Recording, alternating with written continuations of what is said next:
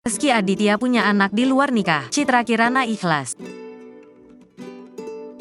Aktris Citra Kirana santai dan ikhlas suaminya, Rizky Aditya, punya anak di luar nikah. Bahkan, ibu satu anak ini juga tetap setia mendampingi Rizky Aditya dalam menghadapi kasus sang suami yang telah disahkan sebagai ayah dari anak Wenny Aryani. Diakui Citra, masalah tersebut merupakan bagian dari masa lalu sang suaminya. Hal itulah yang akhirnya membuatnya tidak begitu khawatir dengan kasus Rizky Aditya.